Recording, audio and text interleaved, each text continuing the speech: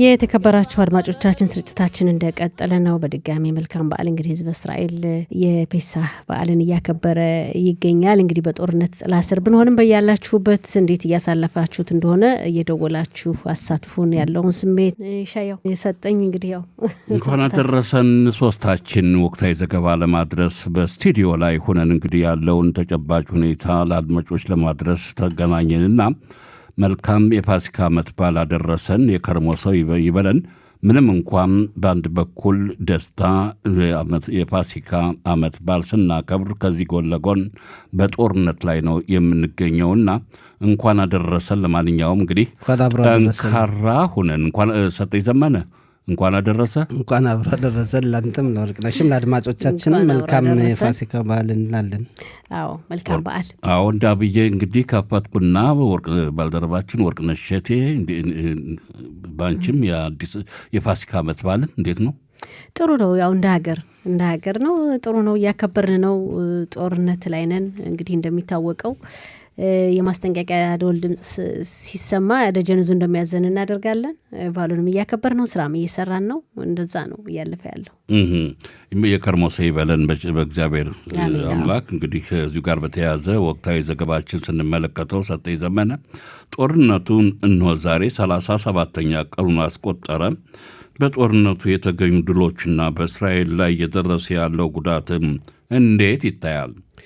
አዎ ብዙ ድሎች እንደተገኙ ካሁን በፊትም ደጋግመን የተናገርንበት ዓለምም የሚያውቀው ነው። እንግዲህ የኢራን አብዮታዊ ዘብ ወይም እስላማዊው መንግስት ብዙ ይዞታዎችን በተለይ በወታደራዊ ዘርፍ ብዙ አጥቷል። ብዙ ነገር ያው እነሱ ስለማይናገሩት ነው እንጂ ብዙ ጉዳት ደርሶባቸዋል። ብዙ ዓመታትን ወደኋላ እንዲሄዱ የተደረገበት ሁኔታ አለ። የኢኮኖሚያቸው ጉዳይ ቀድሞም ቢሆን በማዕቀብ ምክንያት በጣም የላሸቀ ነበር። አሁን ደግሞ የበለጠ ወደኋላ የቀረበት ሁኔታ አለ።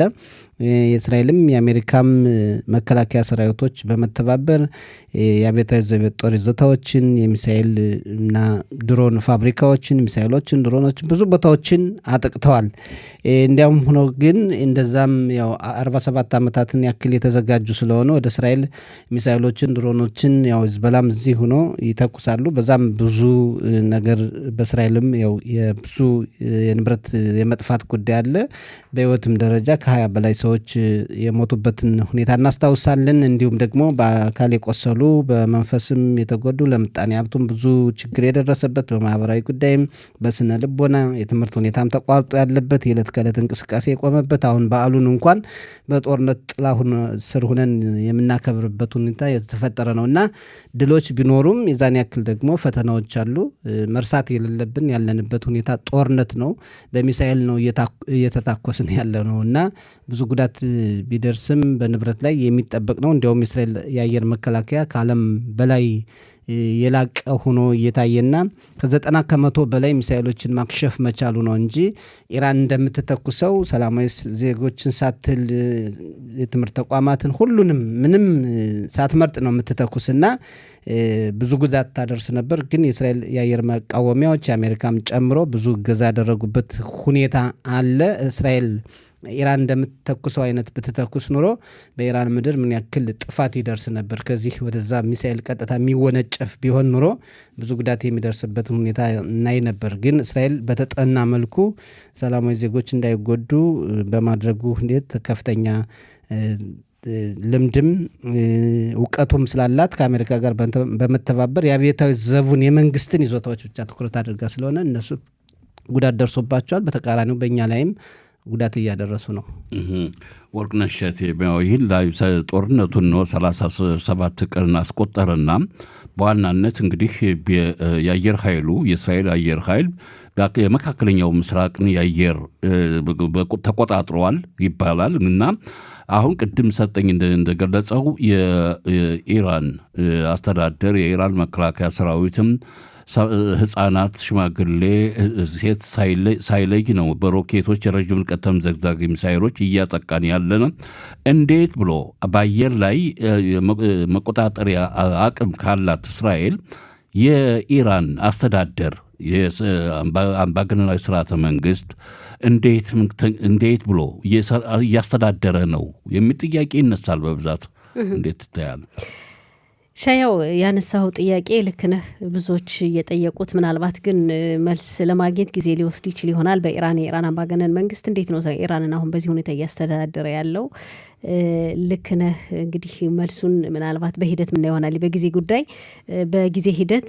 በአጠቃላይ በጦርነቱ ግን ሰጠኝም እንደገለጸው የአሜሪካና እስራኤል የአየር ኃይል በኢራን ምድር ላይ ያደረሱት ጥቃት በጣም እንግዲህ ትልቅ ድልን ያስመዘገበ ነው ማለት ይቻላል።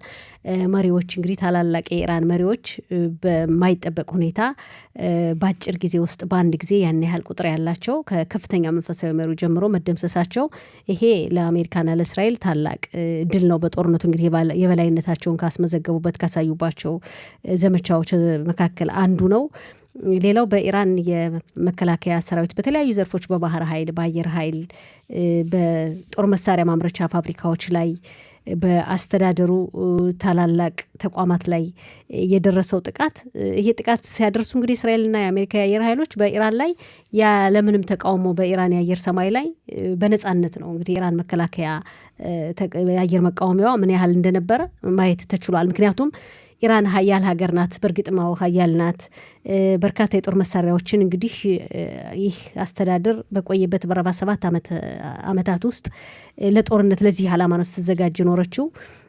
ሀያልነቷ በተለያየ መንገድ ቢታይም ግን በዚህ ጦርነት ጊዜ መከላከል አቅሟን ስናይ መሪዎች ባንዴ ሲወድሙ ይሄ ለአሜሪካና ለእስራኤል ያው በጦርነቱ የበላይነታቸውን ያሳዩበት ነው። ግን ከዚህ ጋር ተያይዞ የጦርነቱ ዓላማ የኢራንን አምባገነን መንግስት ለመጣል ስለነበር እንግዲህ ከዓላማዎች መካከል አንዱ ይህ የሆነ አይደለም። ምንድን ነው ችግሩ?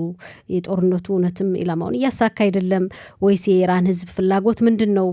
ያስተዳደር እንዲወድቅ እንግዲህ አብዛኛው ህዝብ ፍላጎት እንደነበረው ነው የሚገለጸውና አሁንም ኢሻያው አንተ እንደጠየቀው በመጀመሪያው የኢራን አስተዳደር ነው ሀገሪቱን እየመራ የሚገኘውና የኢራንን መንግስት ተካለሁ የሚል ኃይል እያየን አይደለም። የተቃዋሚ ኃይሎች እየተነሱ አይደለም። ህዝቡም እየወጣ አይደለም በሰልፍ እንግዲህ መንግስትን እየተቃወመና ጥያቄ እየተነሳ ነው። እንግዲህ ምናልባት ይሄ ነው አንድም ጦርነቱን ሊያራዝመው ይችላል ተብሎ እንግዲህ ከሚገመተው ሀሳቦች መካከል በኢራን ላይ ሌላ አካል ተሳታፊ አለመሆኑ እንግዲህ አሜሪካና እስራኤል ጥቃት ጎን ለጎን ይህ አስተዳደር እንዲወድቅና በኢራን አዲስ አስተዳደር እንዲፈጠር ብዙም እንቅስቃሴ እየታየ አይደለም። እንግዲህ ውስጥ ለውስጥ ሞሳድና የአሜሪካ የስለላ ድርጅት የመረጃ ድርጅት እየሰሩ ያለ የሚባል ስራ አለ። ግን ይሄ በቂ ነው ወይ? የኢራን ህዝብ ካልተባበረ በሂደት የምናየው ጉዳይ ነው። ያው ጦርነቱ በእስራኤል ላይ እያደረሰው ያለውን ጉዳት ሰጠኝ በሰፊው ስለተመለከተው እንግዲህ ያው ወደ ቀጥለው ጥያቄ ብናልፍ ይሻላል። እዛው ወርቅነሽ ባንቺ ቆይታም የአሜሪካ ፕሬዚዳንት ዶናልድ ትራምፕን ለኢራን የሰጡትን የጊዜ ገደብ ሊጠናቀቅ የተወሰኑ ሰዓታት ቀርተዋል። እስከ ነገ ድረስ ነው፣ ብዙ ጊዜ አይደለም። ትራምፕ ገሃነመ እሳት ይከፈታል እያሉ ነው፣ እየዛቱ ነው በኢራን ላይ። ኢራን በቀሩት ሰዓታት እንዲያው ሀሳብ ትቀበል፣ የአዎንታ ምላሽ ይሰጥ ይሆን? ምን ይጠበቃል? ትራምፕ እንግዲህ በአንድ በኩል እንዲሁ እንደፈለጉ ይዝታሉ፣ ከባድ ዛቻ ያሰማሉ ይባላል። በጋዛ ሰርጥም የነበረውን እናውቃለን፣ ገሃነም ይከፈታል በማለት በተደጋጋሚ ተናግረው ነበር። በሌላ በኩል ደግሞ የተናገሩት ነገር ጊዜ ይረዝማል እንጂ ያደርጋሉ፣ የተናገሩትን አይረሱም ይባላል። እንግዲህ ያው ሁለቱንም ሲያደርጉ እናያለን። እኛ 48 ሰዓታት ነው የቀረ ብለዋል በኢራን ላይ የሰጡት ገደብ። ኢራን 7 ቀን ጠይቃኝ እኔ 10 ቀን ሰጥቻታለሁ ብለው ነበር በመጀመሪያ ያሳወቁ። እንግዲህ ከቀናት በፊት የጊዜ ገደብ ኢራኖች 7 ቀን ጠየቁኝ፣ እኔ ግን 10 ቀን እንዲሆን ሰጥቻቸዋለሁ። እስከዛ ግን ያው ሆርሙዝ የተባለውን ታላቅ የንግድ መርከቦች መተላለፊያ መስመር ይህን የባህር ወሽመጥ እንድትከፍት እና ለስምምነትም እኔ ባቀረብኩት ነጥቦች እንድትስማማ ለድርድር እንድትቀርብ የሚል አማራጭ ነበር ቅድመ ሁኔታዎችን ያቀረቡት ዶናልድ ትራምፕ። ነገር ግን ኢራን እስካሁን ሁለቱንም አላደረገችም። ጊዜው ደግሞ እያለቀ ነው። ትናንት ነው እንግዲህ 48 ሰዓታት ቀረ ያሉት ትናንት ምሽት።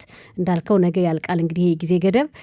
የገሃነም በሮች ይከፈታሉ ኢራን እነዚህን ሀሳቦች እስከዛ ድረስ ካልተቀበለች ብለዋል። ከዚህ በኋላ በኢራን ላይ የሚወርደውን እንግዲህ የሚከፈተውን የገሃነም በር እናያለን። ኢራን ደግሞ ሀሳቡን ልትቀበል እንደማትችል ነው አሁን እስካለው ድረስ እንግዲህ እስካሁን ጊዜ ድረስ ያሉ መረጃዎች ኢራን ላትስማማ ትችላለች። ዶናልድ ትራምፕ ደግሞ ዛቻቸውን ምናልባት እንግዲህ ተግባራዊ ሊያደርጉ ይችላሉ። እናያለን። ይሄ ነው ያለው ሁኔታ። ወደ ሰጠኝ ዘመነ ስናልፍ ደግሞ በደቡብ ኢራን አካባቢ ከወደቀ የአሜሪካን ጄት ጦር ቦምብ ጣይ አውሮፕላን የጠፋው ፓይለቶችን ሁለት ፓይለቶች አንደኛው ቀያሽ ሁለተኛው ፓይለት እነሱ ለማግኘት ከፍተኛ ፍለጋ ዘመቻ ላይ እንደሆነና አሁን የሚደርሰው መረጃ በዚህ ዙሪያ ላይ በህይወት ተገኝተዋል የሚል ነገር አለ ያለው እንዴት ይታያል? አዎ በህይወት ስለመገኘታቸው ፕሬዝዳንት ትራምፕ ያረጋገጡበት ሁኔታ አለ። ያው የኤፍ-18 የተሰኘው አውሮፕላን ተዋጊ አውሮፕላን አብራሪ ኤፍ-15 የተሰኘው አውሮፕላን አብራሪ ያው ከጥቂት ሰዓታት በኋላ እንደተገኘ ነው አውሮፕላኑ እንደተመታ በኢራን ኃይሎች ማለት ነው። ከዛ በኋላ ቀያሹ ነበር የጠፋ። እዛ ደግሞ እንደገና ያንን ለማዳን ደግሞ ሄሊኮፕተር ላኩ። የሄሊኮፕተሩም ጉዳት የደረሰበት ሁኔታ ነበረ። ይህ ሁሉ ተያይዞ ግን አሁን እዛ ሁሉም እዚህ የአብራሪ ቡድኖች ሁሉም ወደ ሀገራቸው እንዳሉ፣ በተለይ ደግሞ አሜሪካ አንድም ወታደር በጠላት ሀገር አንተውም የሚል መርህ አላት እንደ እስራኤል እና ሁሉንም እንደወሰደች ብዙ ርብርብ እንደተደረገ እስራኤልም በዚህ ዘመቻ እንደተካፈለችና ያን አካባቢ ያውም የኢራን መንግስታት መሪዎች ደግሞ አብራሪዎችንም ያሉበትን ያወቁ ብዙ ገንዘብ እንሰጣለን ብለው ቃል ሁሉ ገብተው ነበር። ግን በከፍተኛ ርብርብ ተደርጎ እንደተገኙ ነው የተገለጸ። እንዲያውም ይሄ የአውሮፕላን መምታታቸው የሄሊኮፕተሩን መጉዳታቸው የልብ ልብ ሰጥቷቸዋልና እንዲሁም ጦርነቱን ያሰፋዋል፣ ጥቂት ጊዜ የነበረው ያራዝመዋል የሚል አሜሪካም በዚህ ቁጣ እንደው እርምጃ ትወስዳለች፣ ከፍተኛ እርምጃ እየተባለ የሚሰጋበት ሁኔታ አለና ያለው ሁኔታ እንደተመለሱ ፕሬዝዳንት ትራምፕ ስላረጋገጡ ይሄም የሚያስደንቅ ወታደራዊ ዘመቻ ነው። ቀላል ነገር አይደለም። ጀብድ ነው፣ የጀግንነት ስራ ነው።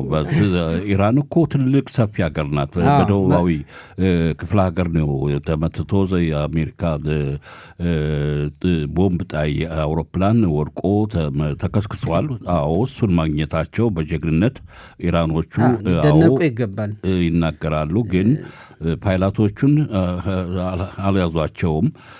ይህን በተመለከተ እነሱ እንዲያውም እዚህ ላይ ኢራኖች ማለት ነው አንዳንድ ጊዜ የደረሰባቸውን ጉዳት የነሱ የአየር ኃይል እኮ በአንድ ቀን የተደመሰሰና ያን ሁሉ አውሮፕላን ተዋጊ አውሮፕላን የገዙትን ሚሳኤሉ ሁሉ የተጎዱባቸው 47 ዓመታት የለፉበትን አንድ ወር ውስጥ ሲወድም ያልተቆጩ ይህንን እንደ ጀብድ አምባገነን መሪዎች እንደዚህ ነው የሚያደርጉት።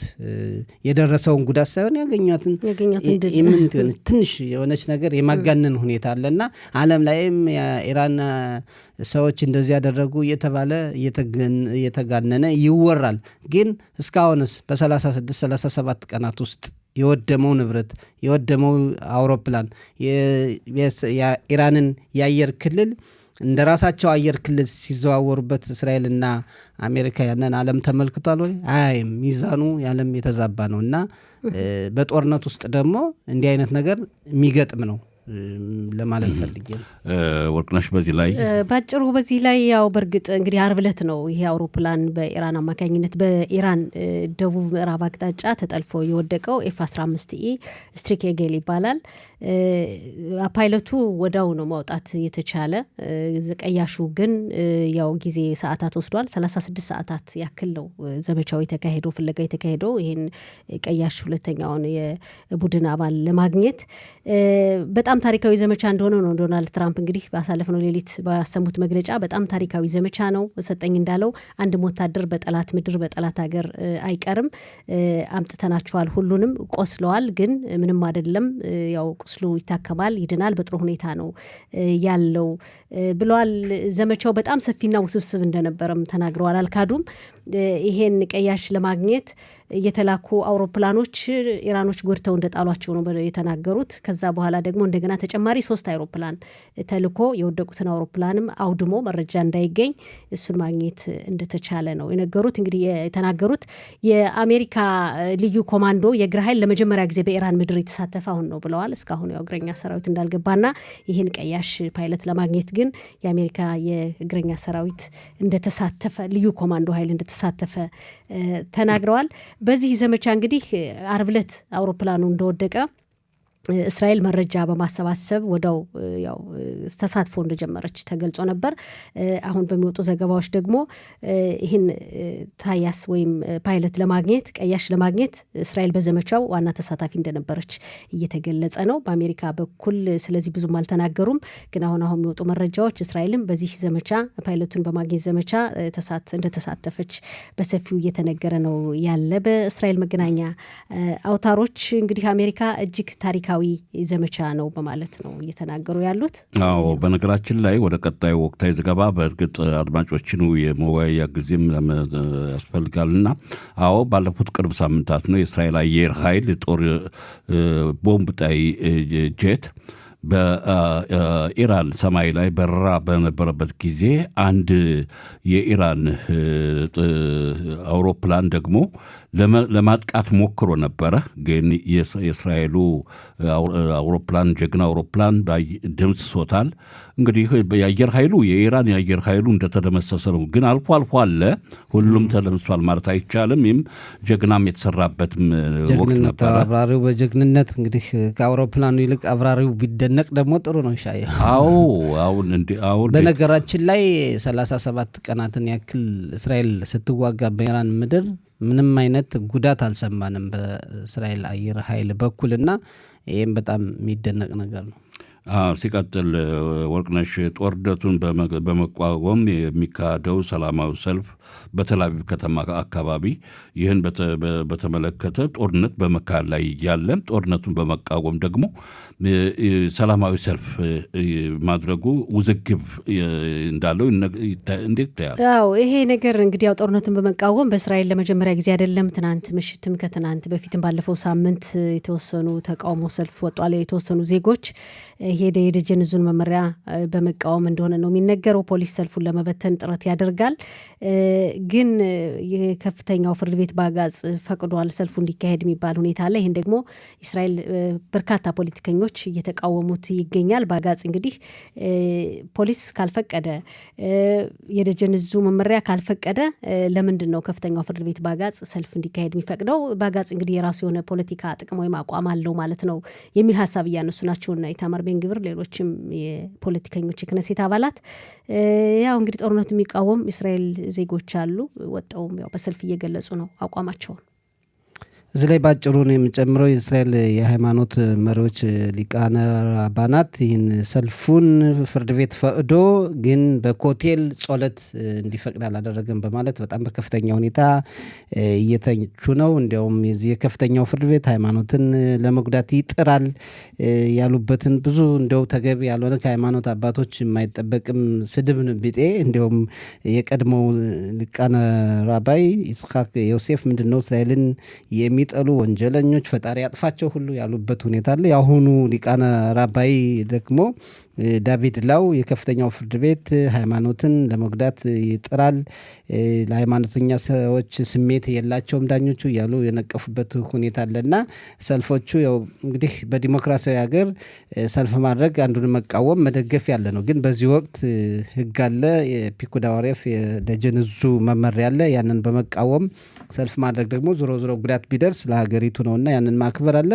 እንዴት እንደሆነ ትንሽ ወሰብሰብ ያለ ሁኔታ ነው። ሰልፎች ግን በእስራኤልም በአሜሪካም በአውስትራሊያም ሌላው ዓለምም አለ ጦርነቱን በመቃወም በሌላ ሀገር እንዳልከው በእርግጥ መቼም ሌላ ሀገር ነው ጦርነቱ የእስራኤል ስለሆነ ነው እንጂ ሰጠኝ እንዳልከው ኮቴል ብለዋል። የሃይማኖት መሪዎችም ጣልቃ የገቡበት ሁኔታ አለ። ለመጨመር ነው ሀራባይት ያው የአላክሳ መስጊድን ስለሚጨምር ሀራባይት ዝግ ነው። አብያተ ክርስቲያናት የክርስትና እምነት ተቋማትም ለጸሎት ያው እንዲገቡ አልተፈቀደም፣ ዝግ ነው። ኮቴል በአጠቃላይ የሃይማኖት ተቋማት ያው የደጀን ዙ መመሪያ ስለማይፈቅድ ይሄ ሁሉ ባለበት ሁኔታ ነው ሰልፍ እንዲኖር ባጋጽ ፈቀደ በሚል ከፍተኛ ትችትና ውዝግብ የተነሳው።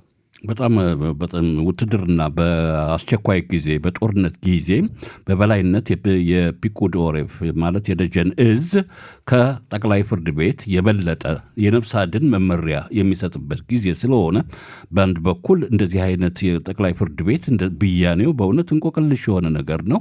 ግን መውሰድ ያለብን በዓለም ላይ ሁሉም ህግ ቢኖር የተለያየ ነገር መመሪያ ቢኖር ሁሉ ያከብራል ማለት አይደለም። ይህንም ታሳቢ ማድረግ አለብንና ህግ ይደነገጋል፣ መመሪያዎች አሉ። ያንን የሚጥሱ አካላት ብዙ አሉ። ራሱ ህግ ያወጡ አካላትም እኮ በፍርድ ቤት ራሳቸው ተከሰው ያየንበት ሁኔታ አለና እንደዚህ አይነት ነገሮች የሚጠበቁ ናቸው ለማለት ነው። እንግዲህ እሺ እንግዲህ